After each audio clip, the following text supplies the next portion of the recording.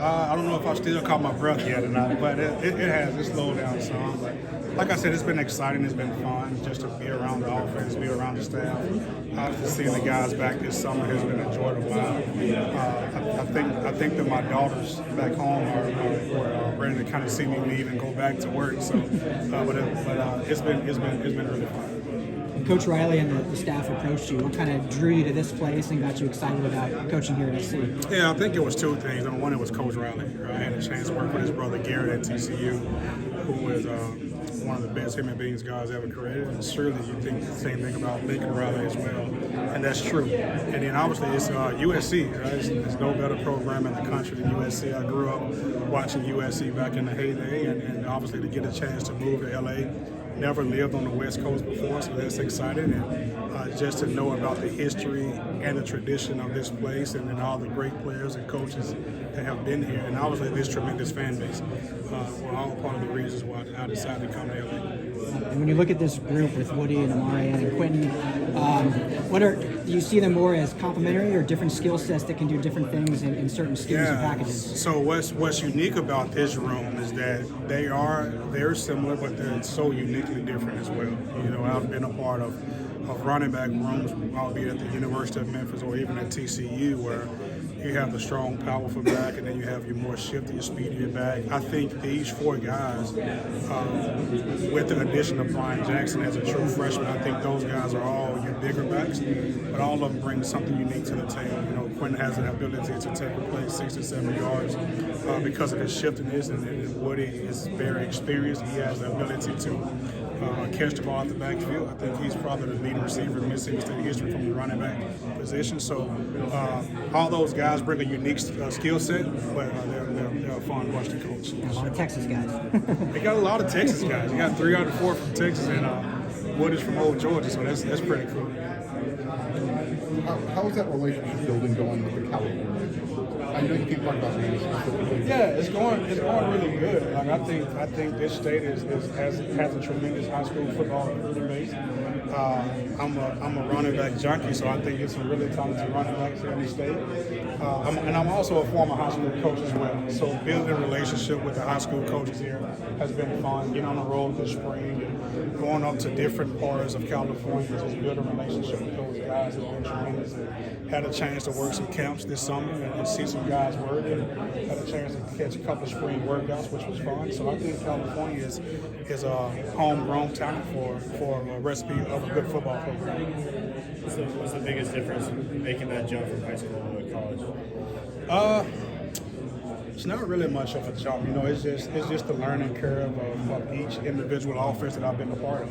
Right, I've had a chance to work with some of the greatest minds of offense of college football. When you think of guys like Mike Norvell, Brian Silverfield, and Sonny Dykes, and obviously we mentioned Garrett Riley earlier, right? And I'm working with Lincoln Riley. It's just the terminology of it. But the reason why I coach, and I think the reason why people get into this business is to help the young men out.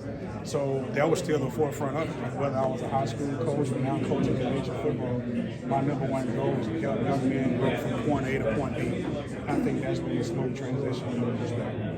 Is there going to be any more extra motivation to prove you guys belong in your conference?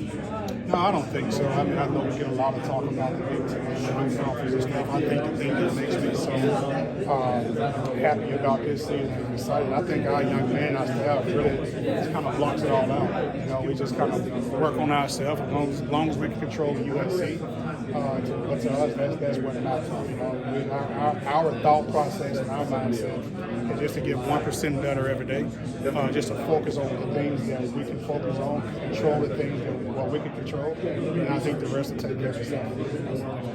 Can you compare Woody Marks to anybody, like running backs you've coached or seen? Yeah, I've coached some really good ones, and I've had the opportunity to work with guys like Darrell Henderson and Kendra Miller and Amari DeMarcado, who's from LA, who's now with the Arizona Cardinals. He's kind of a mixture of everybody a little bit, you know. So he has the smoothness and the grace that Darrell had back at the University of Memphis, but he also has the shiftiness ability that Tony Collin had at the University of Memphis. But he has a vision like Kendra Miller at TCU, and he has to work it like Amari DeMarcado.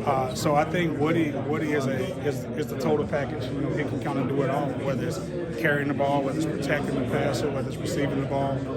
You'll kind of see him evolve in the special team game as well. So he's unique. He's a lot different than what I've coached in the past. Have you set any room goals, any goals specifically for the running backs? My number one role is just have both individual growth and a group growth. And you can measure it in a lot of different ways. You know, we use a grading system for those guys every day. That's probably being a high school teacher, and I still kind of grade them guys daily. But just how can we improve from day 1 to day 2? How can we improve from day 2 to day 3? Obviously, when you talk about the tangible things like taking care of the football is obviously a huge goal for us. Keeping the quarterback upright, pass protection, no mental assignments, no plays. And then how can we just do a great job of just active recovery? And I think those guys really starting to take hold to that and just learn the nuances of that. Because being a running back, right, you're one of the only positions in football that's, number one, running every play, and then obviously you're getting hit every play. Right? And I think that's unique when it comes to the running back position. So they really have a good goal of just simply staying healthy and taking care of the body.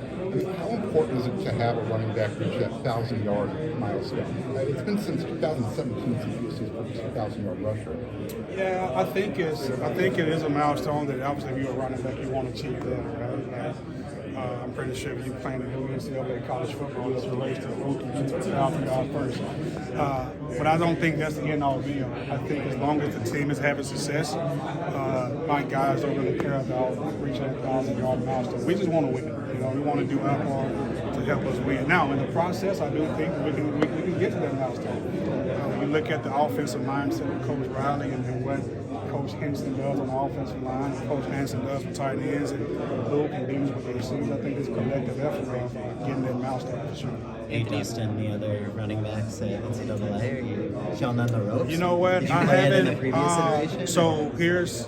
Yes, back when I was in school, I played it. I was at Chattanooga, and back then they did have the FCS programs on it, right? And I think my rating was like a 69, but I was like an 83 speed, so I was pretty cool. But we was terrible as an overall program. But my wife did buy the game for me. She bought the game coming off a vacation. And here's a funny story. We was in Orlando, Florida on vacation when the glitch happened, right? When the referee clowned it. So it was a debacle of trying to get back, and I thought I was going to have to drive from Orlando to LA, but thank God I didn't. And I was extremely frustrated, and she had the game waiting on me when I got home, so I kind of just locked myself in a room for 24 hours straight and just Made it a little better. yeah, I'm grading USC, and I think all my running backs had 1,000 yards on the game. You know, now I play on the lowest level. I'm not really advanced to play on the highest level yet. So. But you say, are you like running 80% of the time? No, I'm running 95% of the game. I think Miller and the quarterbacks probably had like 500 yards total. Sorry, Zach. When you guys have your position group meetings and you got stuff up on the field, what's the first thing you want to point out? Is it pass blocking? Is it what assignment are you on? Yeah, so I like teaching it from the ground up. Right? I like them to be in the right alignment first. Right? So the play can't get off if you're not in the correct spot. So I like guys to be in the right position first, and then we talk about the footwork aspect of it, and then we carry out our assignment. Now, obviously, we have run pass, obviously run plays, pass plays, but then you want to just work the technique of it, right? So what I like to show them something on paper, whether it be digital or on the laptops or physical paper, then I show a clip of it, then I show a clip of our practice, then I show a clip of somebody else doing it, I may use the NFL clip. So I try to use a variety of ways to capture their attention and make it interactive with them. And just as much as I'm up talking, I want those guys to be talking as well. You know, I want those guys to have a dialogue and not just like a classroom setting. Anthony, you've talked about it a little bit in the past, but working with Garrett, you know, for a couple of years there, what was just the interest in seeing how their offensive systems compare and the overlap there? Yeah, well, I mean, if you mention the name Lincoln Riley, right, you think of one of the greatest play callers in all of college football, probably one of the history of college football, right? I mean, you talk about a man who coached 3 Heisman winners, three number 1 draft picks, and had a countless numbers of All-Americans, and his offense ranks always at the top of the NCAA leaderboards, right? And But all of that was fine. But I think the thing that really drew me to Lincoln was his brother Garrett, and just how great of a person that each of them are. You know, they're just genuine people, very humble people. Like he doesn't carry himself like Lincoln around like people know him. You know, he's a colleague. You know, he's a head football coach of a really great program, but he's probably one of the most down-to-earth people that you'll ever meet in your life. You know? So I think that's what drew me to Garrett and to Lincoln as well. And I had a great thing going at TCU, obviously, but you know, you want to take the next step in your career path. I think you want to help this program go out and reach leaps and bounds and championships and win a bunch of games in the process. What similarities do you think the two share? Oh, they talk just alike. Oh, offense philosophy? Okay, Oh. well, that's it. Yeah, I mean, the plays are plays, right? So, like, smash concept is smash concept, curl flat is curl flat. One call it one thing, the other one call it other thing. But, like I said, they're both just great people, genuine people. A lot of philosophies are the same, but the terminology is different. So that's kind of more of a mental thing for me more than anybody else. How do they talk? Like, You know, they got that Texas accent, you know? I mean, it's pretty cool, so I can't really describe it. I wish I could talk like that. Student body right, student body left, is that still part of the playbook? Yeah, I don't know if we call it that no more, but yeah, we might pull it out first game of the season against LSU. Who knows, right? It works on NCAA college football. Right? Thank you.